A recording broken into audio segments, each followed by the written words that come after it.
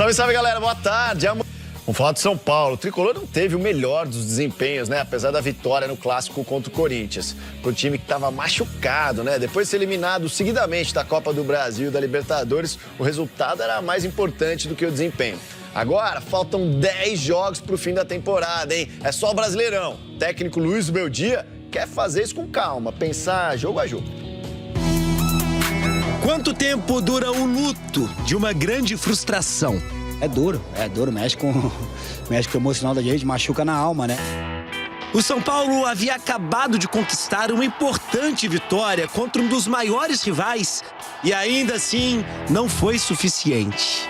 É que quase uma semana depois, aquela quarta-feira ainda não terminou por ali. Duro você ter que, né, logo depois de 3 dias, né, já ter que mostrar uma reação. Sendo que a gente ainda está com a alma ferida. A gente precisa também de um descanso, de uns dias para recuperar a parte mental e a parte física também, que foi uma semana tensa para nós. Faltam 10 jogos, 2 meses para acabar a temporada. E uma das maneiras de, aos poucos, esquecer o que aconteceu aqui no Morumbi semana passada é viver o momento, pensar jogo a jogo, sem projetar o que pode acontecer no futuro. Não podemos pensar lá na frente, é olhar jogo a jogo, colocar a nossa energia jogo a jogo e não mais que isso. É tempo de comemorar pequenas conquistas, por exemplo, o fim de um jejum. Lucas Moura não marcava havia 2 meses, 13 jogos na seca e fez de pênalti, sem traumas. Se você, São Paulino, lembrou do Botafogo instantaneamente quando ele pegou aquela bola e pediu para bater, imagine então o que passou na cabeça do próprio Lucas Moura naquele momento. Ali passa 1 milhão de coisas na cabeça, né? Mas tinha que me concentrar, né?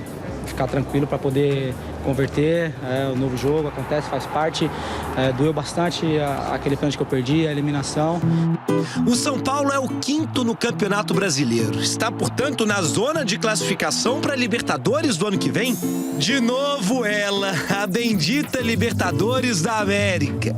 Motivo dos maiores traumas e, ao mesmo tempo, o melhor remédio para esquecê-los.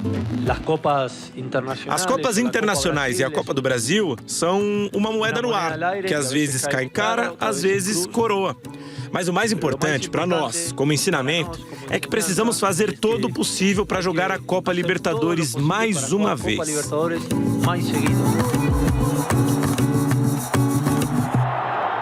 Essa do São Paulo criando um fundo para pagar dívidas e botando limites nos gastos do futebol.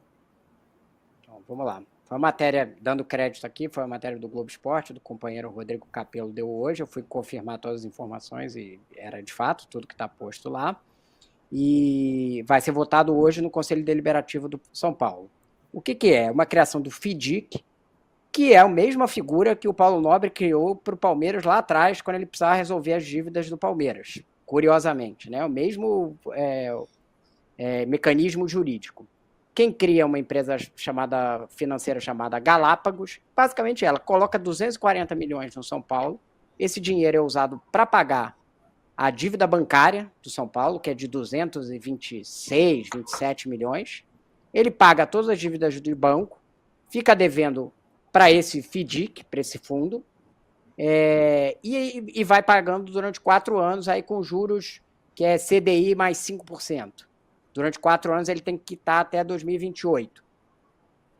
Aí você pode falar assim, tudo isso é normal, igual, por exemplo, o Paulo Nobre fez com o Palmeiras, ele já recebeu a dívida dele do Palmeiras, foi um dinheiro que foi de 200 milhões na época, que ajudou a recuperar o Palmeiras, né?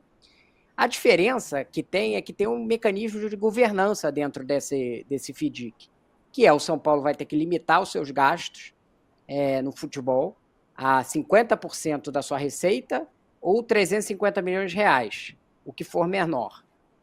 Não vai poder pegar empréstimos acima de 10 milhões de reais por trimestre, a não ser que seja aprovado pelo próprio fundo, e não vai poder ceder os seus ativos, né? O dinheiro para receber televisão, essas coisas todas, porque todas essas já estão cedidas ao fundo como garantia, né? Para essa financeira Galápagos. Então, é um mecanismo, também tem algumas outras coisas de limitação de dinheiro, de salário para administração, de obrigatoriedade de superávit a partir de no final de 2025. Então, você criou uma indução do São Paulo reduzir, de fato, seus gastos, reduzir os juros que ele paga hoje na dívida e quitar a dívida bancária, que uma dívida bancária de 227 milhões acaba gerando um juros anual absurdo, né? Todos os clubes que têm dívida bancária alta acabam sufocados, né? Foi o caso, por exemplo, do Galo lá atrás, com a dívida que ele tinha.